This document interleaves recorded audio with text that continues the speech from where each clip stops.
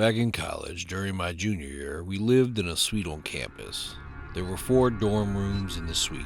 It was half of my friend group in the suite, and we all shared a common room and a small kitchenette. Our friend Cody, who was originally in the suite with us, ended up moving off campus to an apartment with his friend, so the school automatically assigned us the replacement, unfortunately. Mine was this kid named Rodney. He seemed normal enough. He was blonde, short hair, a patchy light beard, almost non-existent eyebrows, and he was really tall, medium build, but like 6'4". He was in the far corner of the suite next to my room. We each had our room, so there was 4 of us in the suite. Rodney seemed to keep to himself the first few days, until one day I came back from class and he was sitting in the living room. He said he had to tell me something and then proceeded to tell me he has parasomnia, which was the reason he was transferred from his previous dorm. I didn't know what that was until he explained that it's a sleep disorder that may cause him to talk or yell in his sleep due to night terrors, and he just wanted everyone in the suite to be aware of it so that they wouldn't feel uncomfortable. But to tell you the truth, that being the first real conversation I had with the guy made me more uncomfortable than anything. I was hoping I'd get to know him on a more personal level, not find out he has a sleeping disorder. I also didn't entirely get why he thought it was necessary to tell me that. I sent a text to the dorm room's chat we made with Cody still in it, if Rodney had told them as well about his sleeping disorder yet. They all said no and followed that with laughter and confusion. When my other 2 suite mates got back later, we hung out in the common room and discussed why we thought Rodney's sleep disorder could have been the reason for him to be transferred from his previous dorm. Then Rodney walked in and went right past us. After giving us a slight sup, he went to his room and shut the door.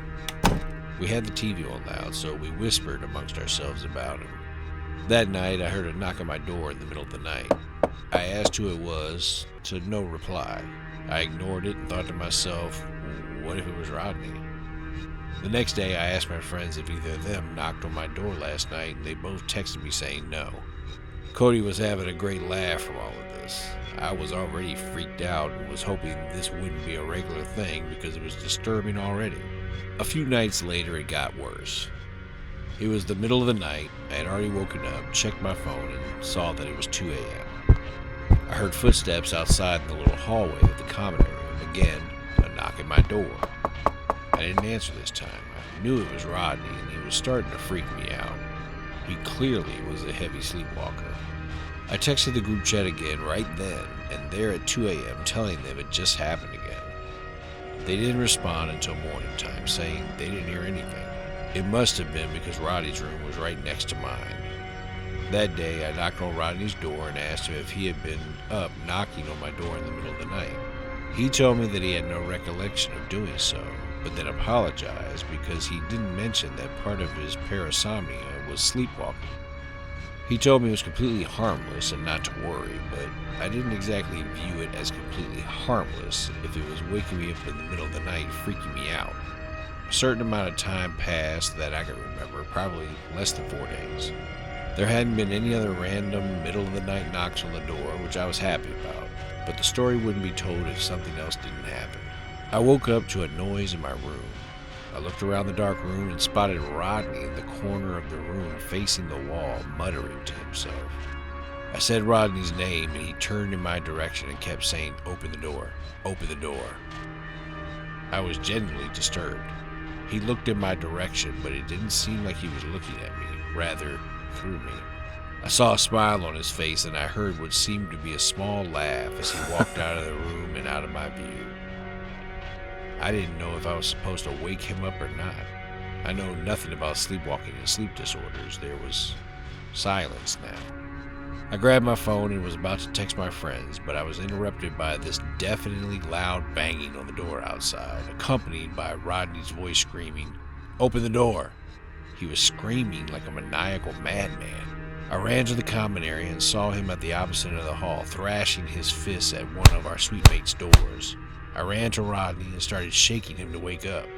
My 2 friends came out of the room to the commotion as well, and we all started to shake Rodney until he stopped, looked at all 3 of us, and with this blank look on his face said, "I'm sorry, guys." and walked to his room and shut the door. The three of us stood there in shock, not even knowing what to say or do. A neighboring room must have called campus police because they showed up at our door. We had to tell them the truth. Rodney spoke with them for a while, then he went back to his room. I made sure not to leave my room unlocked again that night. The next day, Rodney was gone without a trace of him ever being there. As I said, I know nothing about sleepwalking or any of that stuff, but that didn't look like sleepwalking to me. I don't know what was or is currently going on in that guy's head, but he needs to get help. I got along fine with my college roommate Stacy. She was a messy one sometimes, but other than that, we had no problems. We'd lend each other stuff all the time. At our school, we had bunk beds, which I think are kind of unusual in college dorms. I was on the top bunk because I was the lighter sleeper, and Stacy was always constantly getting up in the middle of the night, so she'd definitely be waking me up if I was on the bottom. There was this one night that still sticks with me to this day, only because I don't really know how to logically explain it. Stacy and I were in our room studying. I was at my desk and she was in her bed. I had a big presentation the next day for one of my classes, so I was just going over my talking points again. In fact, I practiced them with Stacy a few times. She acted as my audience, then asked questions afterwards. She told me I could borrow one of her tops tomorrow if I needed it for my presentation, as I didn't have any nice formal kind of tops with me at school. After helping me review, she went back to her studying for a little more, and then she went to sleep. I wasn't done studying, but as a courtesy, I turned off my desk lamp and went up to my bunk and kept studying on my laptop. Stacy would snore sometimes, so when she started snoring, I knew she was asleep. I continued my studying and rehearsing for about a half an hour to an hour before closing my laptop screen, putting it at the end of my bed, then going to sleep. I woke up at like 5 a.m. when the light was just barely starting to creep into the almost pitch black room through the windows. I heard Stacy down below me. Walking around, I groggily said Stacy's name, and she answered with, "Mm-hmm." I asked her if I could still borrow a nice top to wear for my presentation later that day. She went, "Mm-hmm," again. Then I heard her open her closet door. I said thanks. I looked down at her and saw her bent over in the closet. Then she got out and waved at me as she went on to leave the dorm. The sound of the door closing snaps me out of my daze just a little bit. I remember grabbing my phone to check the time and just to naturally check for any notifications. It was around 5 a.m. I wondered where Stacy could have been going. Most likely the bathroom, like she often would in the middle of the night. The waving was just a bit unusual, though. But then I heard a snore from below me in the lower bunk. At first I thought I imagined it. How could that be possible? I peered my head over the edge of the top bunk, and there was Stacy under the sheets. Did I just dream of seeing Stacy in the closet? No, because I looked at the closet door and it was still open. I quickly hurried to the door to the room and went out to look into the hallway on both sides. There wasn't a soul in sight, but it had been at least 5 minutes since I heard the door shut. I shook Stacy awake and told her someone was just in our room. It took a few moments for her to fully wake up and snap to reality, which she then showed major concern for and rushed to check for anything stolen. Nothing was stolen, though. I still to this day don't know who that was or how she got in. I reported it to University Police, but their investigation and review of the camera in the lobby of the building turned up nothing. But I know for a fact it wasn't a hallucination or a dream. One night, I must have just dozed off because the last thing I remember was watching that OG movie Sandlot. But I awoke in a slight panic when I heard a loud noise coming from outside my room. I was in college at the time, so I was living in a small dorm. It wasn't usual to hear people outside in the hall late at night. I looked at my phone and it was midnight. I listened for a second as the noise continued. I waited a little longer, but suddenly it went quiet.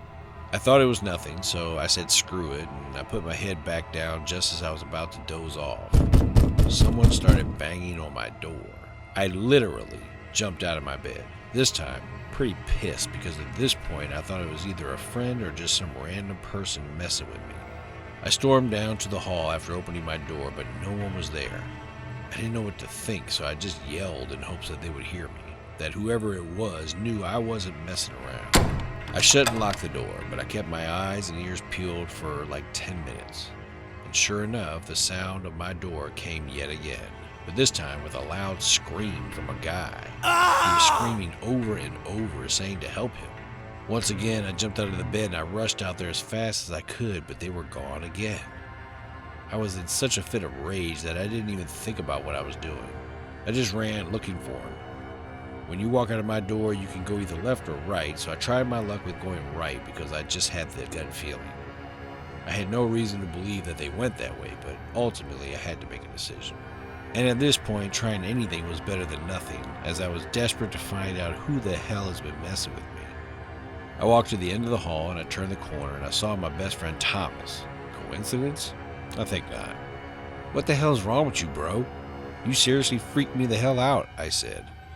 Thomas had no idea what I was talking about, but I barely believed him.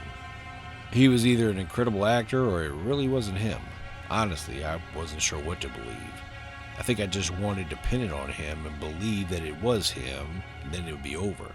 I should have listened to him, because if I did, maybe I would not have let my guard down so easily and gone through the most traumatizing experience ever. I'll never forget the look on Thomas's face as I walked back into my room. He genuinely looked confused. I had to be up early in the morning though, so I was just ready to get back to sleep. I spent probably an hour tossing and turning in my sheets until eventually I think I started to doze off. Then, all of a sudden, there was a kicking from under my bed. I jumped up and I looked under there, but there was nobody. At this point, I was sure that my mind was playing tricks on me. I was freaking out, so I walked out of my room and I planned on sleeping over at my friend's for the night. I hoped he was awake, as he usually was at this time of night. But as soon as I opened the door and stepped out in the hall, there he was, looking at me from the other side of the hallway, staring blankly at me, some sort of sharp, pointy object in his hand. I don't know why I didn't just go back into my room. Everything happened so fast. I just made a split-second decision, and I ran all the way across the hall and down some stairs, and then hid in the janitor's room successfully without the man seeing me. Still, to this day, whoever he was, he has never been arrested, at least from what I know. I don't know who he is or what he wanted with me, but he doesn't work for the school or anything because he was caught on camera and nobody recognized him. Somehow he escaped campus without being seen or caught. No one's heard of him since. Sometimes I wonder if he's done this to other people, that he's probably still out there. Honest to God, I feel like he could be a serial killer that has never been caught, or who knows. But God was on my side that night.